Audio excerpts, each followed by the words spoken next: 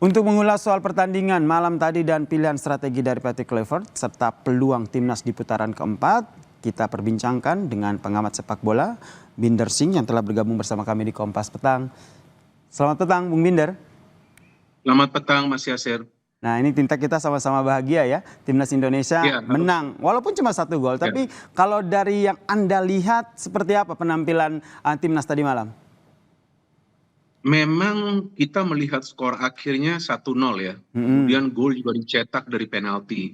Mungkin bagi supporter yang tidak memahami pertandingan sepak bola akan menilai wah menangnya cuma 1-0, golnya cuma penalti. Tapi perlu dilihat juga berjalannya pertandingan selama 90 menit.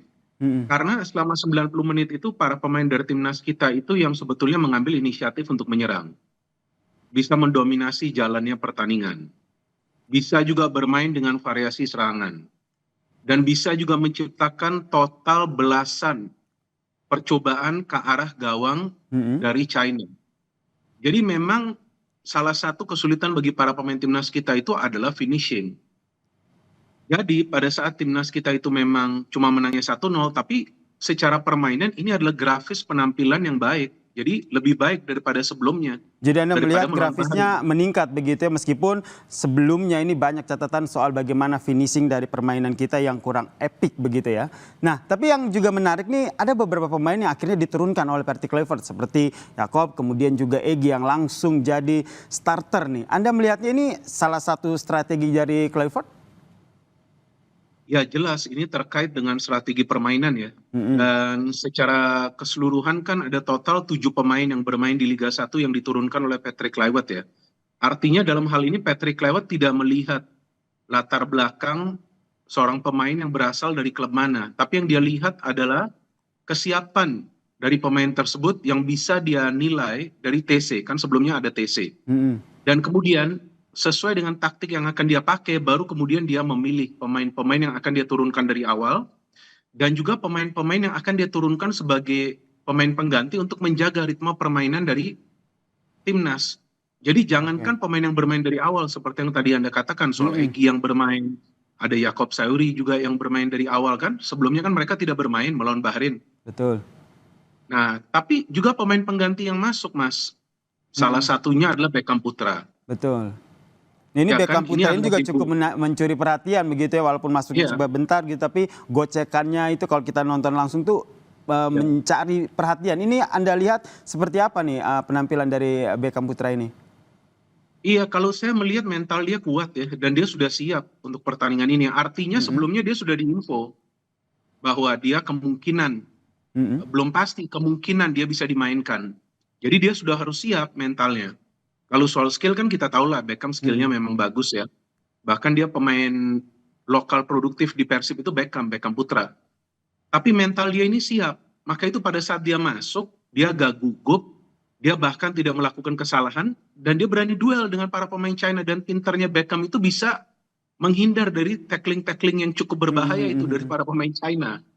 Jadi memang pemain-pemain seperti Beckham ini juga memang ideal dimainkan sebagai pemain pengganti untuk bisa tetap menyulitkan konsentrasi dari para pemain tim lawan. Dan saya pikir ini bukan sebuah pergantian pemain yang spekulatif dari Patrick Kluivert. Tapi memang sudah diatur begitu ya strateginya oleh Patrick Kluivert ya. Termasuk malam tadi tidak memainkan Hilgers, kemudian Kevin Dix juga baru dimainkan ke babak kedua. Apakah ini juga bisa dibaca Bung Binder sebagai Patrick Kluivert ini sengaja gitu menyimpan pemainnya untuk nanti melawan Jepang?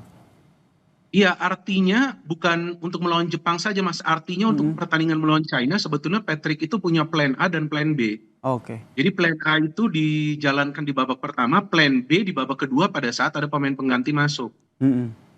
Nah, karena pada saat para pemain pengganti masuk, coba perhatikan, proses membangun serangannya itu lebih cepat daripada pemain-pemain yang bermain dari awal. Cepat sekali itu. Masuknya Kevin Dix sama Beckham itu bisa membuat alur serangan dari timnas itu lebih cepat nyampe ke pertahanan dari China dengan umpan-umpan kombinasi jarak-jarak pendek, Mas.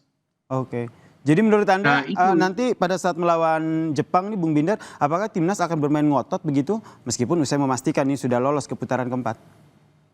1000% akan bermain ngotot. Ya 1000%, dan saya yakin Patrick Kluivert juga akan menyiapkan strateginya dengan baik. Karena melawan Jepang, walaupun Jepang memang akan menurunkan lapis kedua, tapi Jepang adalah Jepang. Lapis kedua mereka juga adalah pemain-pemain yang bagus. Oke.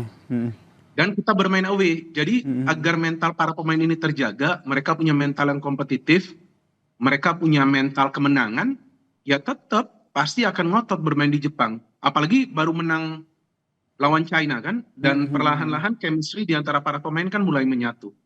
Nah, ini juga tidak hanya Jepang begitu, tapi perjalanan dari timnas Indonesia masih panjang. Ada putaran keempat di sana. Siapa yang harus diwaspadai dan apa yang perlu dibenahi oleh timnas? Iya, seharusnya kita sebagai supporter tidak boleh sombong ya. Artinya kita juga tidak boleh mengatakan timnas pasti lolos Piala Dunia, enggak. Ini berat juga. Round 4 ini berat.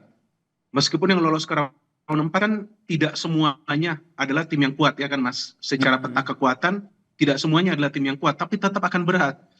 Kenapa akan berat? Karena mainnya itu semuanya di venue di luar negeri kan. Kemungkinan yang menjadi tuan rumah kan Qatar dan Arab Saudi untuk 2 grup ini kan. Kemungkinan katanya sih begitu.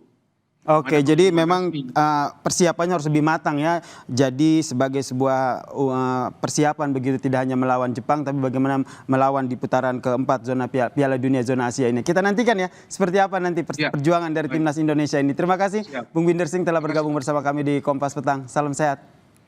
Ya, terima kasih.